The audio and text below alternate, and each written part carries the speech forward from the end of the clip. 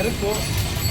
ಆ ಸಂದರ್ಭದಲ್ಲಿ ಮಾಡಿದರೆ ಇನ್ನೂ ಕೂಡ ಸಂತೋಷ ಆಗ್ತಿತ್ತು. ಇಲ್ಲಿ ಯಾಕಂತಂದ್ರೆ ಸಿದ್ದರಾಮೇಶ್ವರರ ಬಗ್ಗೆ ಒಂದು ಮಾತಾಡೋಕ್ಕೆ ಇಷ್ಟಪಡ್ತೀನಿ ಈ ಸಭೆಯೊಳಗೆ.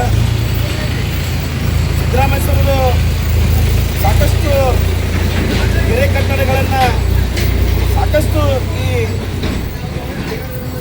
ಭಾರತದೊಳಗೆ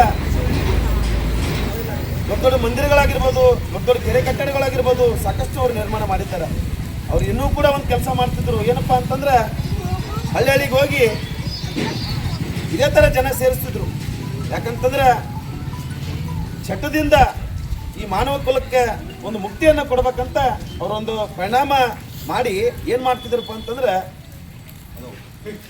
ಈ ಒಂದು ಕಲಿಕೆರೆ ಗ್ರಾಮಕ್ಕೆ ಬಂದ್ರಪ್ಪ ಅಂತಂತಂದ್ರೆ ಎಲ್ಲರನ್ನೂ ಸೇರಿಸ್ತಿದ್ರು.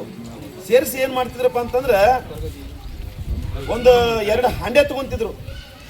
ಒಂದು ಹಾಂಡ್ಯದೊಳಗೆ ಹಾಲು ಹಾಕಿರ್ತಿದ್ರು, ಒಂದು ಹಾಂಡ್ಯದೊಳಗೆ ದಾರು ಹಾಕಿರ್ತಿದ್ರು. ಊರನ್ನೆಲ್ಲ ನಾಯಿಗಳು ಕರ್ಕೊಂಡ್ಬರ್ತಿದ್ರು. ತಿರುಗಾಡಿ ನಾಯಿಗಳು ಕರ್ಕೊಂಡು ಬಂದಂಥ ಸಂದರ್ಭದಲ್ಲಿ ನಾಯಿಗಳು ಹಾಲು ಕುಡಿತಿದ್ವು.